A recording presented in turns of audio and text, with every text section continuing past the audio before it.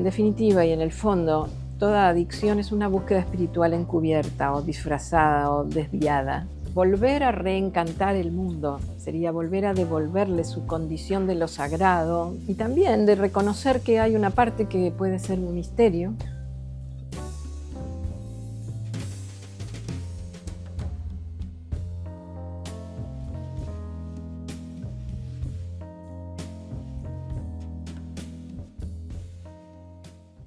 Bueno, viene por un poco por mi profesión. Yo soy antropóloga y mi tema de investigación me fue llevando hacia el chamanismo, pero creo que también por mis búsquedas personales de orden espiritual y de autoconocimiento y de inquietudes, que en algún momento esos dos intereses fueron convergiendo. Y concretamente, yo dirigí una fundación, la Fundación Desde América, durante 20 años más o menos en Buenos Aires, y junto con quien fuera mi compañero, también antropólogo, Carlos Martínez Sarasola, ya partido, que en determinado momento, creo que fue en el año 97, entramos en contacto con chamanes amazónicos y nos empezamos a interesar. La fundación siempre se ocupaba de difundir el conocimiento, la sabiduría de los pueblos indígenas, sobre todo de América. Pero en ese momento nos especializamos más en el tema chamanismo. Y entonces empezamos no solamente a estudiar, a investigar, a dictar cursos, sino también a invitar a chamanes a realizar ceremonias que en ese momento todavía no estaban tan de moda como actualmente, con ayahuasca sobre todo, pero yo ya había empezado a experimentar con plantas sagradas en forma particular, sobre todo con otra planta que es el San Pedro. Y bueno, en parte, ya te digo, mi propio tema de investigación también fue convergiendo porque yo siempre estaba investigando. Yo fui investigadora del CONICET, que es el ente nacional que subvenciona la investigación científica en la Argentina, y mis primeros años los dediqué a estudiar el arte rupestre en la Patagonia, en la provincia de Río Negro. Y en determinado momento, que fue más o menos en el 90, 91, 92, hice un cambio de área de trabajo. Pasé a estudiar culturas prehispánicas, pero del noroeste argentino. Particularmente una cultura, la cultura de la Guada, que tiene un arte muy espectacular, muy impresionante. Resulta que este es un arte que nace de rituales chamánicos y el uso de plantas sagradas en la antigüedad. Entonces, por eso digo, mi propio tema me fue como llevando de la mano hacia, a ver, ¿qué ves en esto? Que no sea simplemente, bueno, un felino, una serpiente, una raya, un círculo, sino a ver, ¿qué es lo que están queriendo decir con estas figuras que desde la antropología tradicional y clásica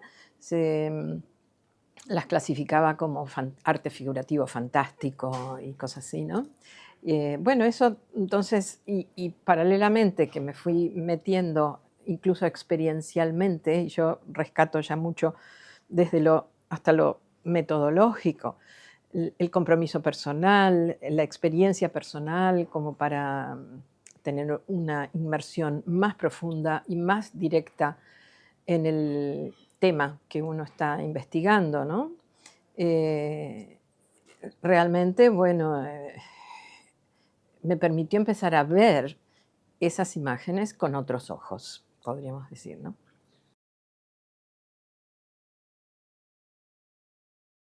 Bueno, esto significa que estas imágenes con las que uno se encuentra, que están en las paredes rocosas, están en la cerámica, en la metalurgia, en las piezas de metal, es decir, muchos soportes contienen imágenes que mi tesis es que no son imágenes sueltas, que hoy un día alguien decidió hacer un felino y mañana decidió hacer una serpiente y pasado decidió hacer un círculo, sino que detrás de eso hay un lenguaje, es decir, un sistema coherente que está articulado con la forma y la estructura y las dimensiones que tiene un lenguaje.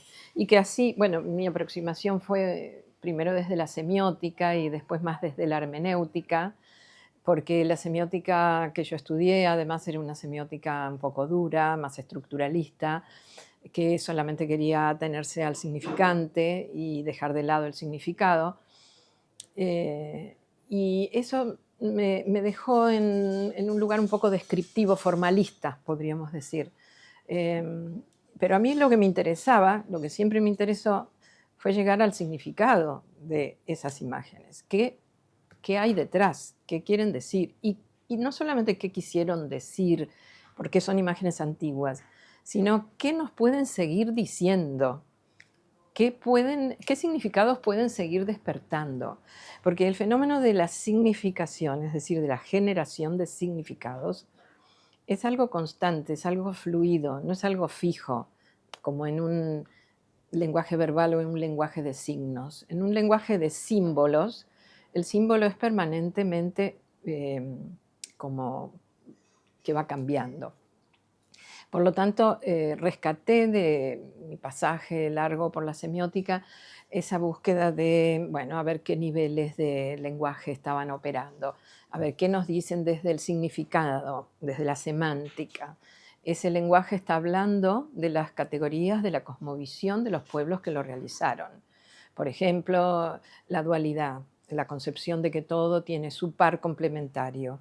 Entonces, eso se aprecia mucho en las imágenes, por ejemplo, en la estructura de la simetría. Las simetrías son estructuras en donde la imagen tiene dos partes que parecen reflejadas en un espejo, por ejemplo, ya sea con un eje vertical o con un eje horizontal o incluso diagonal o radial, en fin, hay muchas formas de simetría. Pero en definitiva no es solo un recurso compositivo formal.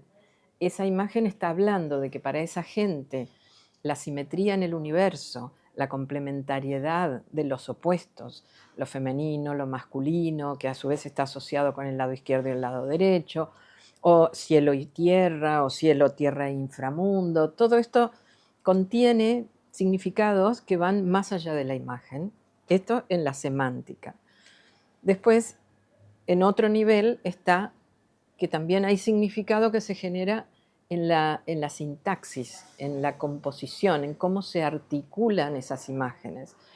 Entonces allí aparece un fenómeno muy interesante, porque este arte que nace de estados visionarios, es decir, de estados de conciencia amplificados por el uso de algunas plantas con sustancias psicoactivas o por la conjugación sinérgica de danzas, de movimientos corporales, de sonidos, etcétera, como son los rituales chamánicos, que no es me tomo una botellita o un vasito y ya, sino que hay todo un conjunto, es una cosa ceremonial.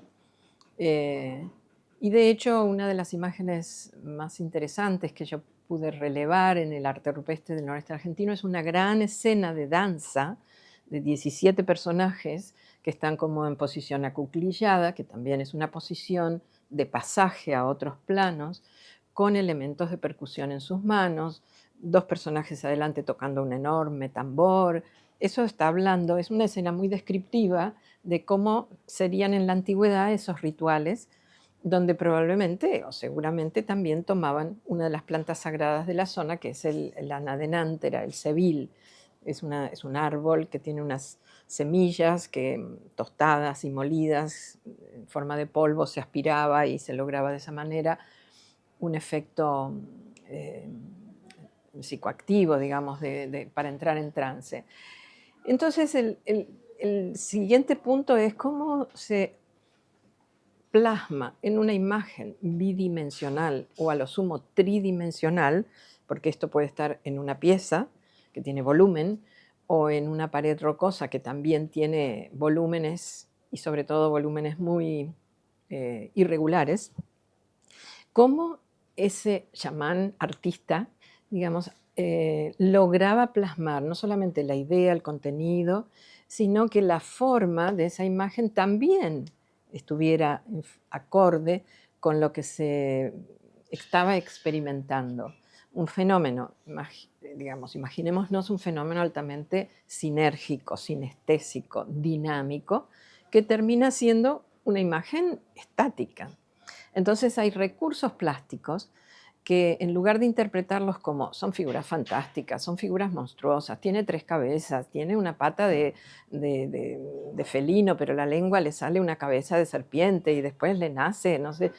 Bueno, eso está dando cuenta de otra situación, que allí entra la tercera dimensión que yo analizo, digamos, dentro del arte chamánico visionario, que es lo que desde la lingüística o desde la semiótica se llama la pragmática, es decir, en qué contextos de uso ese lenguaje está, de dónde proviene. Y los contextos de uso de este lenguaje son contextos chamánicos, es decir, altamente dinámicos, sinestésicos, etc. Por lo tanto, allí se arma una conjugación muy interesante de semántica, sintaxis, pragmática, que da como resultado un lenguaje que, por otro lado, es altamente simbólico y que está, digamos, inscripto en una cosmovisión, en un sistema de ideas, una visión de mundo.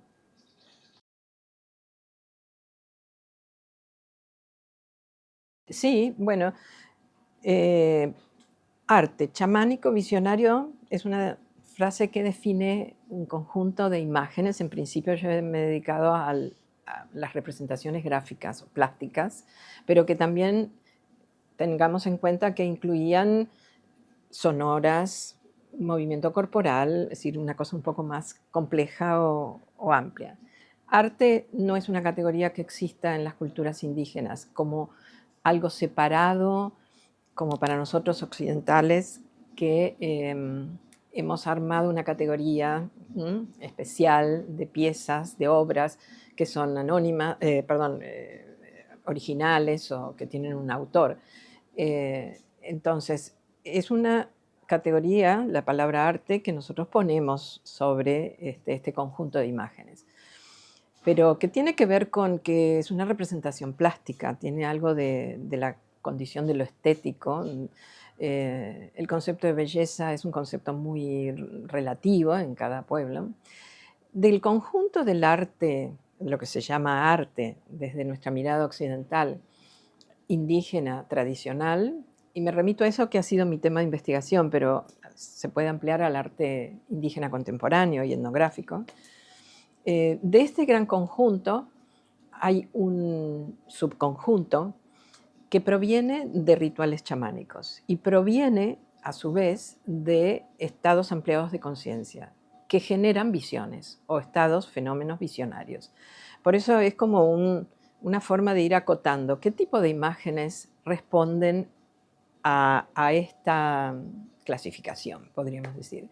Las que nacen de estados extáticos, las que responden a la comunicación del chamán con otros planos de conciencia, con otras dimensiones de la realidad, donde se visionan, es decir, no es una alucinación, que es una categoría más psicopatológica, no es una fantasía, hay que darle estatuto, un estatuto ontológico. Existen estas imágenes, existen esas fuerzas que el chamán puede ver, visionar, sentir, captar, percibir. Y generalmente, ¿qué tipo de imágenes responden a esto? Bueno, yo en mis libros he hecho una clasificación muy amplia. Hay muchos tipos de imágenes que responden desde los temas, desde la sintaxis, es decir, de la composición. Pero me gustaría destacar que hay un tipo de imágenes que son como un indicador incuestionable de arte chamánico visionario, que son lo que se llaman las imágenes o figuras híbridas, esas figuras que reúnen rasgos humanos y animales, y a veces humanos, animales y vegetales. ¿Por qué? Primero porque esto es un fenómeno que sucede durante las visiones. La interpenetración energética, podríamos decir, de las formas. Una forma humana se puede ir desdibujando y transformando en una forma animal, y a veces se utilizan mecanismos de crecimiento que son propios de las plantas, por ejemplo. Entonces, esto nos está hablando de que lo que está en juego es una visión completamente distinta a nuestra mirada occidental, que es más materialista, concreta, ¿no? Sino que no otorga, podríamos decir, vida más que, bueno, a lo humano o a lo animal. Para la visión indígena, que es más, podríamos decir, animista, todo tiene alma, todo tiene espíritu, todo está imbuido de una fuerza vital. Entonces es posible para el chamán transfigurarse, transformarse en un animal, por ejemplo el jaguar, que es clásico en la iconografía americana, tanto desde Mesoamérica, Sudamérica, es el, podríamos decir, el animal sagrado y emblemático por excelencia, en el que los chamanes encuentran su alter ego, es decir, como su doble, y en esa transfiguración o transformación sucede la adquisición de los poderes que ese animal tiene, que es lo que el chamán busca. Entonces, la representación, por ejemplo, de una figura humana, pero que tiene colmillos de felino o garras de felino o plumas de águila o la forma de la cara de un búho, en fin, te está hablando de este fenómeno y eso es muy característico. Lo encontramos, por ejemplo, desde las más antiguas imágenes del arte paleolítico europeo, como el famoso hechicero de una cueva en Francia, de Les Trois Frères, los tres hermanos, que es una figura de cuerpo humano, pero patas ya como de caballo, tiene un miembro viril como de caballo, cola, después cuernos de reno. Es muy común, por ejemplo, la representación que podemos asumir que son representaciones de chamanes en proceso de transfiguración o de asimilación con otras formas animales, con cornamentas, con garras. Bueno, y el arte americano está plagado de imágenes donde se ven los colmillos. Otro recurso muy clásico es podríamos decir, la fragmentación, fragmentar de la imagen completa una parte, que es la parte que tiene una significación especial. Por ejemplo, los colmillos del jaguar, o las pisadas del oso en Norteamérica, o las pisadas del felino, o las pisadas del ñandú en Sudamérica. Y se usa esa parte para representar al todo. Eso es una metonimia, técnicamente, ¿no? Entonces, puede haber figuras complejas que integren, por ejemplo, lo humano, lo felino y las aves, donde el cuerpo sea humano, pero la boca es de felino. Las manos, en vez de ser manos, son garras de ave. Y esto es, bueno, es muy clásico.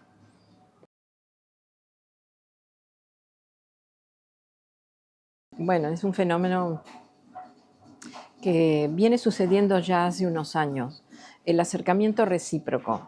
Nosotros lo veo como un proceso de convergencia, de encuentro, de ir hacia el encuentro, tanto por parte de las sociedades indígenas, que hoy son sociedades mestizas también. Es raro, digamos, encontrar una sociedad indígena aislada por completo. Ya hay, por supuesto, inserción y contacto con el mundo occidental, como de Occidente, porque Occidente ha, bueno, desarrollado como un interés muy creciente por todo lo que es, bueno, hay un fenómeno particular que para mí tiene que ver con, digamos, la evolución de la conciencia occidental en su conjunto, que es la necesidad de reconectar con la naturaleza, con los orígenes, con las formas tradicionales de vida, y desarrollar en esa reconexión una nueva forma de conciencia, porque claramente la forma de conciencia que se desarrolla en Occidente durante la modernidad, que más que nada apunta al despliegue o a la consolidación de un sujeto como tal, individual, eso no se puede volver para atrás, Es más, el desafío actual es cómo seguir siendo sujetos individuales, pero recuperar o reinsertarse en una forma de vida que tenga más conciencia de lo colectivo, sin regresar a las formas tradicionales en donde la individualidad estaba mucho más desdibujada y dependiente de la pertenencia al conjunto. Entonces, bueno, esto es un desafío tanto para indígenas como para occidentales, ¿no? Pero en este proceso, que es parte de lo que estamos viviendo y transitando, creo que todo el planeta, en realidad, cada uno le toca su parte. Y, y claro, asistimos a esta, ¿qué podríamos decir? El descubrimiento por parte de Occidente de, bueno, las plantas sagradas, la ayahuasca, este renacimiento psicodélico, podríamos decir, que es un término que eh, está ahora como un poco en boga, con ciertas resonancias tal vez, ¿no? De los años 70, del hipismo, en fin, eh, precisamente por lo que yo considero que puede ser en algunos casos un acercamiento muy genuino, pero que en otros casos mayoritariamente puede tener el riesgo de tomar a estas culturas como nuevamente objetos exóticos de estudio y las plantas como sustancias y no como seres vivos, donde se pierde el contexto ritual, se pierde el contexto ceremonial, se sacan las plantas de sus lugares de orígenes, se toma en cualquier ámbito urbano, bueno, en vez de en un contexto ritual con un poco de música. Y en medio de todo esto también, que tiene que ver con cómo en Occidente todo se termina transformando en un objeto de consumo, lamentablemente, incluso la espiritualidad. Pero hay un aspecto que quisiera destacar, que es la recuperación en contextos psicoterapéuticos del uso de plantas y de medicinas tradicionales, que tienen un alto poder de sanación, siempre y cuando se haga dentro de un contexto, digamos, cuidado, ¿no? Porque las plantas psicoactivas, precisamente porque tienen componentes de alto poder de movilización de la psique, movilizan contenidos muchas veces inconscientes, que después hay que saber cómo organizar nuevamente. Y no todos los terapeutas ni todas las personas que toman o bueno, ahora se usa la palabra consumo y a mí me parece horrible porque lo asocia mucho a las drogas directamente, ¿no? Entonces, una planta no se consume, una planta sagrada se entra en contacto con esa planta. La experiencia verdaderamente vista desde un contexto ritual es reverencial, es como incluso un pedir permiso, no es un tomar. Eh, Occidente tiene esa costumbre de apropiación casi irreverente, ¿no? Y con esto está sucediendo, con esto está sucediendo. Pero bueno, por otro lado hay muchas personas muy bien intencionadas, muy bien formadas, con mucho respeto, que están trabajando en esto que se llama complementación de las medicinas y con resultados altamente positivos también.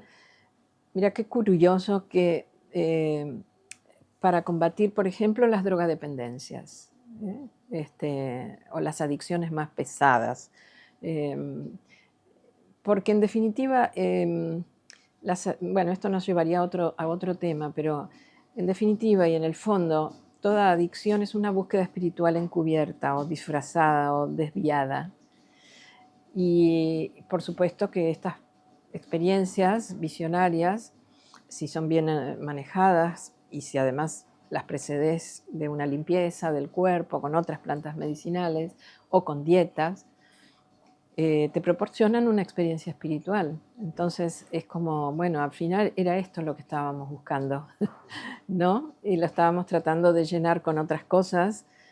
Un vacío espiritual no se llena con cosas materiales, con más alcohol, con más drogas, con más cosas, objetos, consumiendo, o más trabajo, o lo que sea, o sexo, ¿no? Eh, un vacío espiritual se llena con espiritualidad genuina, no con sucedáneos, porque cuando lo llenas con sucedáneos es como una rueda que da vueltas en el barro, se entierra más.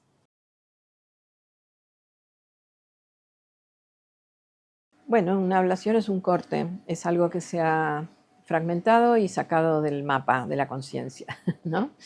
Y lo sagrado se ha quedado en Occidente, que en sus orígenes, como en toda cultura tradicional, algo presente en lo cotidiano, se ha terminado restringiendo como propio del ámbito de lo religioso, como si lo sagrado fuera, bueno, algo para la iglesia o para el templo, ¿no?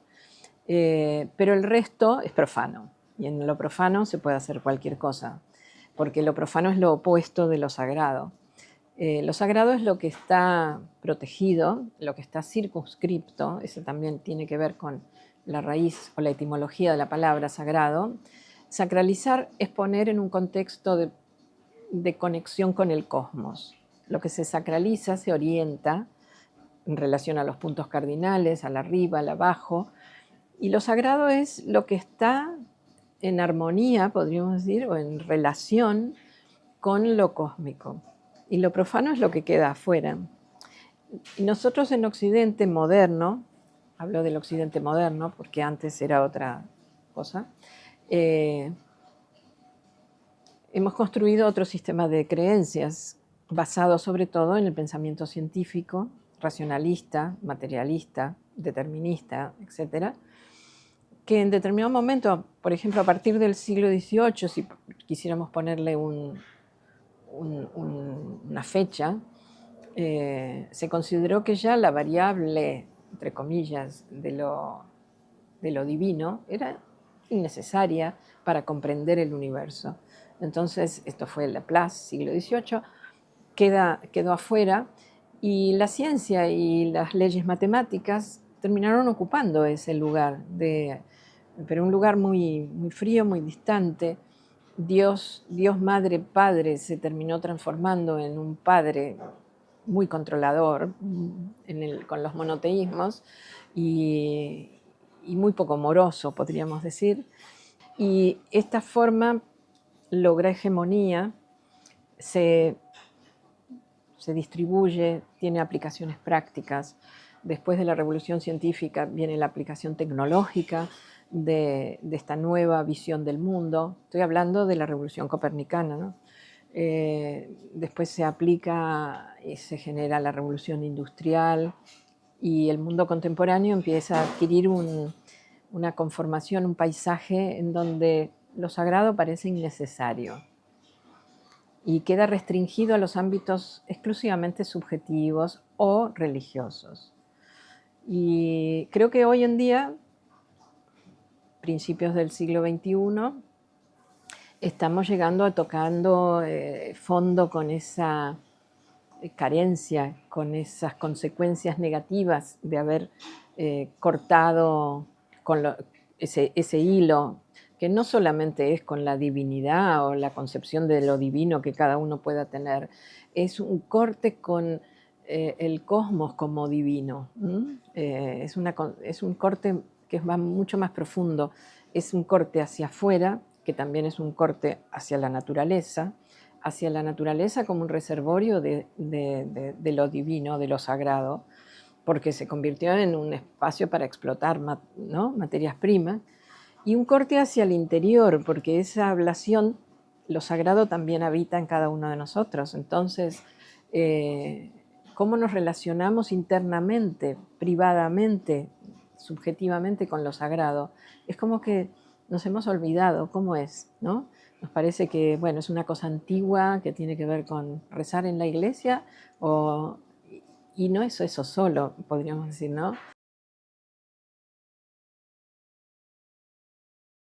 hay libros, hay bibliotecas enteras escritas sobre qué es lo sagrado, así que cada autor le ha dado su interpretación. Lo sagrado proviene de esta palabra que en latín significa circunscribir, como delimitar un espacio donde se pueda convocar o relacionarse con fuerzas trascendentes o superiores, no solo externas, podríamos decir, al ser humano, sino internas. Lo sagrado es aquello que inspira reverencia, es aquello que está también ligado al misterio. Me viene justamente la famosa frase de Max Weber sobre el desencantamiento del mundo. Él hablaba de que esta idea de que todo se puede conocer, todo se puede conocer en cualquier momento que uno desee conocerlo. Es una cuestión casi de voluntad, algo que se establece como voluntad de poder también del ser humano occidental, pero que esa idea de que todo se puede conocer conlleva de que justamente no hay fuerzas incognoscibles, no hay fuerzas indeterminables en el universo. Por lo tanto, todo depende de una voluntad en manos del ser humano. Pero la consecuencia de esa visión es el desencantamiento del mundo. Es decir, que el mundo pierda su alma. Tal vez para volver al comienzo de la pregunta, ¿qué es lo sagrado? Es lo que tiene alma. Lo sagrado es lo que tiene, lo que está inspirado por esa energía, ¿no? Entonces, volver a reencantar el mundo sería volver a devolverle su condición de lo sagrado, y también de reconocer que hay una parte que puede ser un misterio, que no está todo que no es todo cognoscible desde la cabeza, desde la racionalidad, podríamos decir. En cambio, sí hay otras dimensiones que son accesibles, pero desde otras dimensiones del ser humano también, no desde la racionalidad exclusivamente. No sé, bueno, es una definición un poquito poco convencional, pero...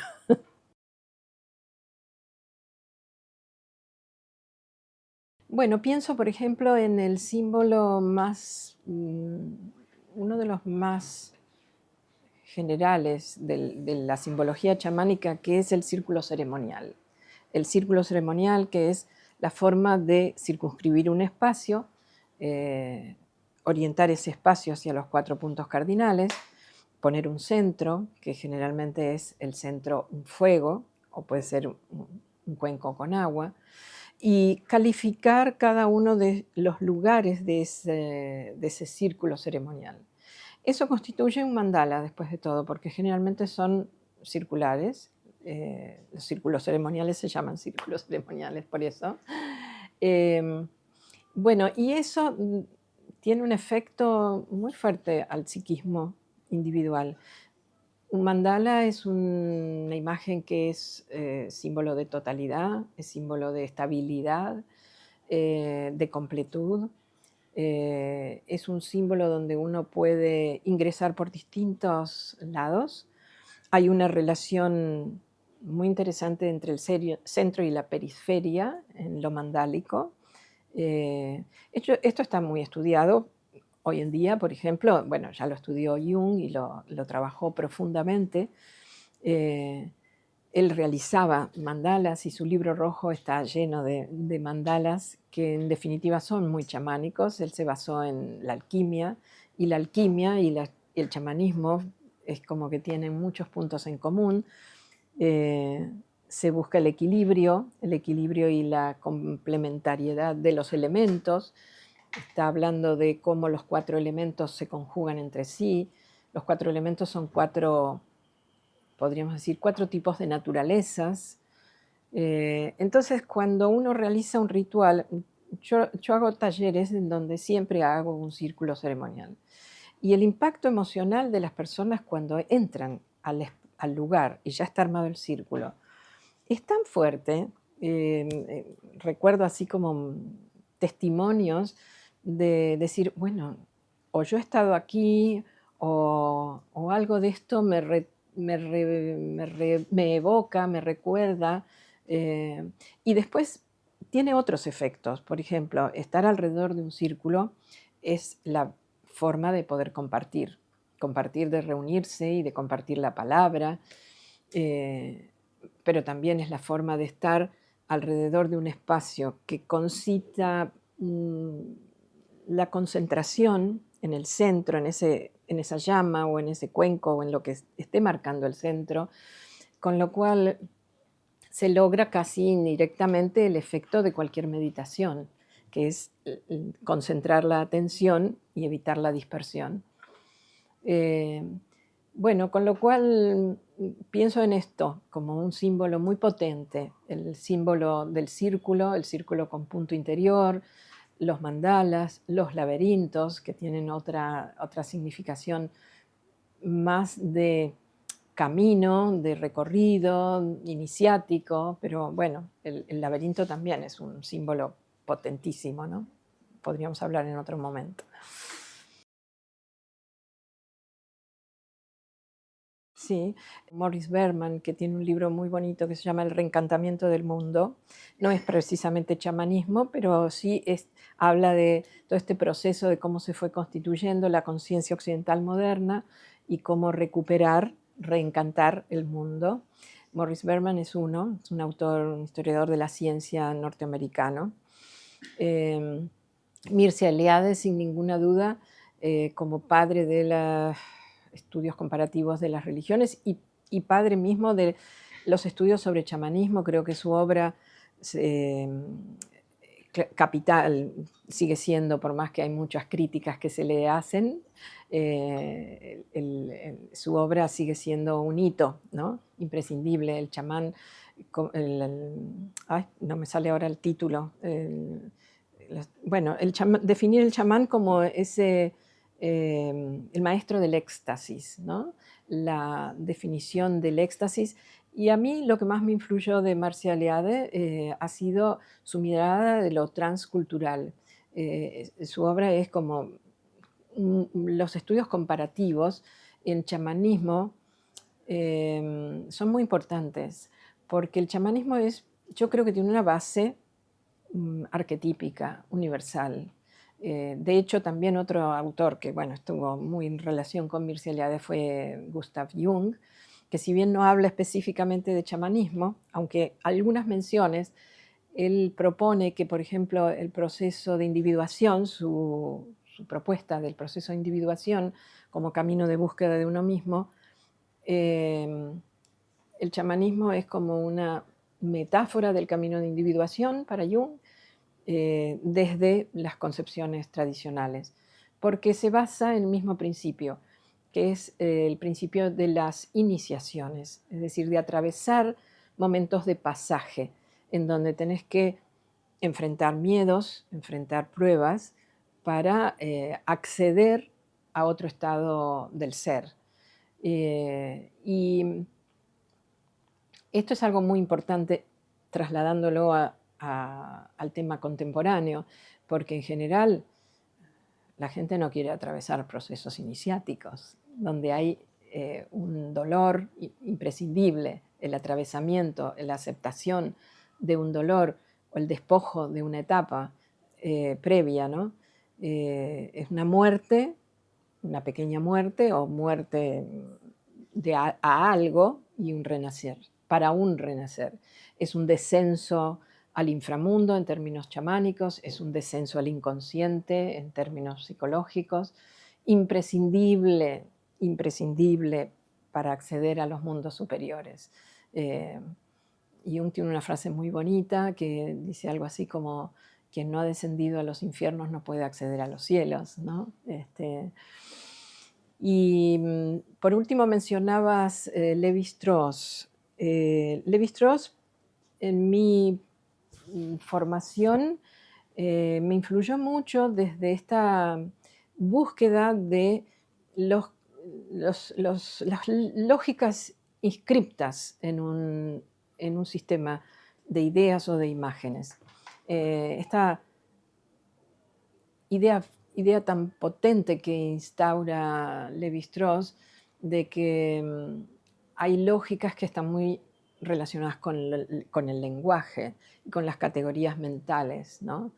Y después, bueno, algunos de sus trabajos como cuando él revisita el concepto de eficacia simbólica, a partir de un ritual de los indios Cuna de Panamá, a mí me inspiró mucho para entender que lo que él estaba interpretando mucho desde la mirada psicoanalítica, o que veía que el chamán podía ser considerado como un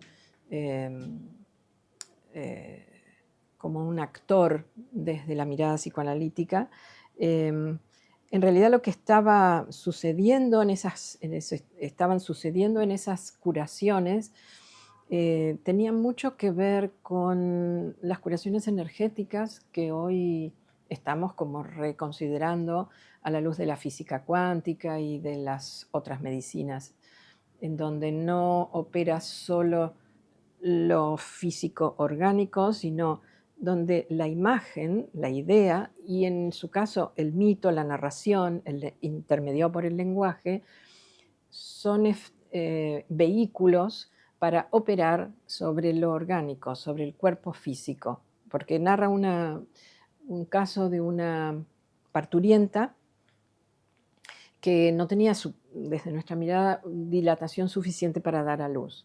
Y el chamán, en lugar de tocarla o meterle las manos, empieza a construir unos muñecos que se llaman nuchus, que son sus espíritus auxiliares.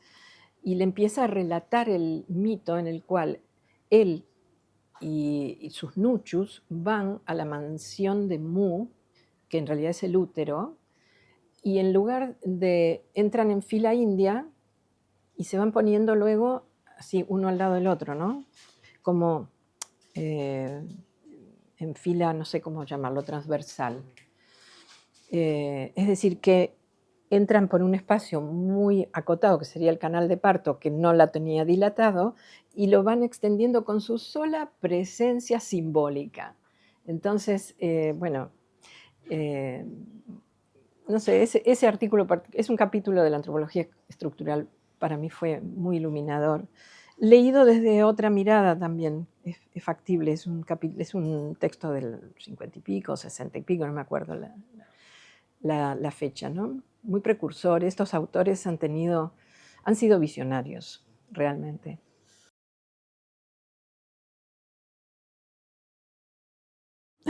La respuesta directa mía es no.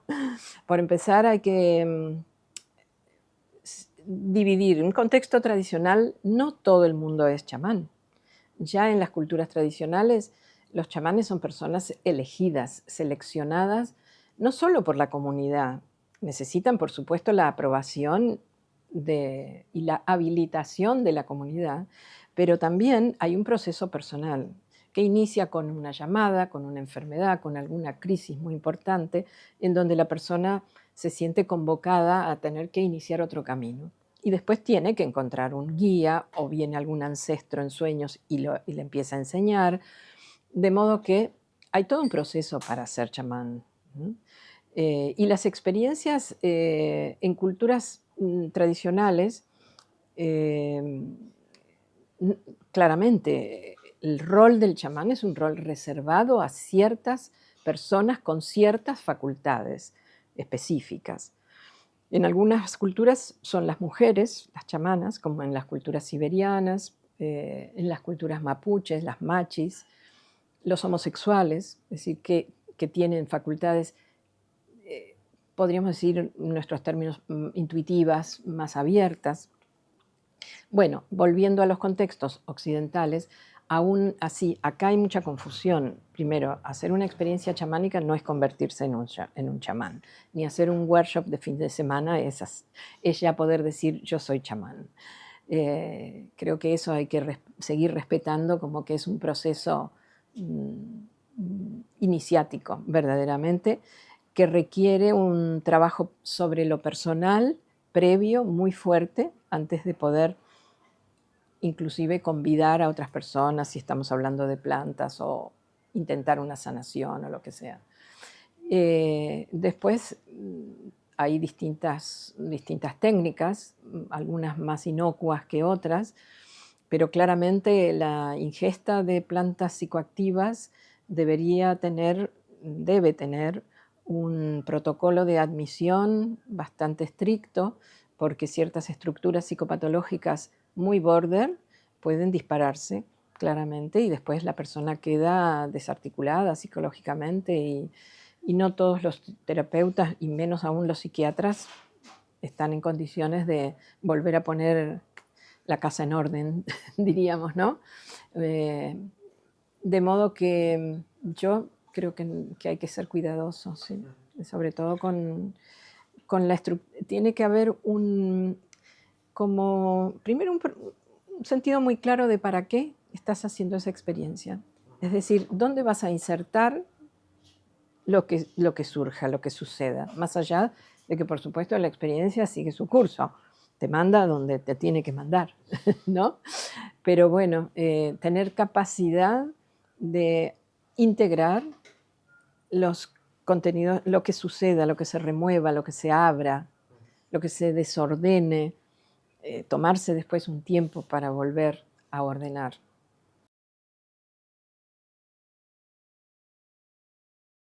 Bueno, básicamente yo creo que la disciplina que ha abierto este diálogo, ese espacio de diálogo y debate, actualmente es la psicología transpersonal, no la psicología freudiana ni lacaniana, ¿no?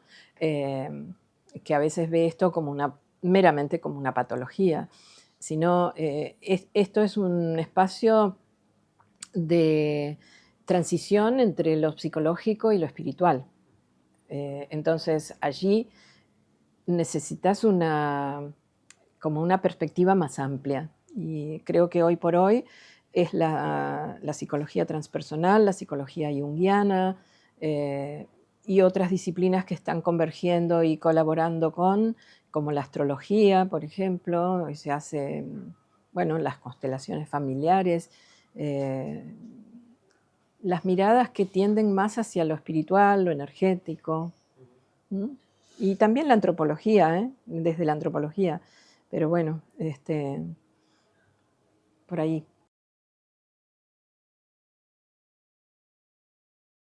Bueno, la posibilidad de publicarlo en Cairo, sin ninguna duda, fue la perla. Porque en realidad este libro reúne, yo había hecho varias versiones previas de este libro, reúne mi trayecto de investigación. Esto que empezó como una investigación científica, yo formaba parte de una entidad donde tenía que escribir con un determinado lenguaje, etcétera, pero al mismo tiempo siempre fui explorando otros territorios.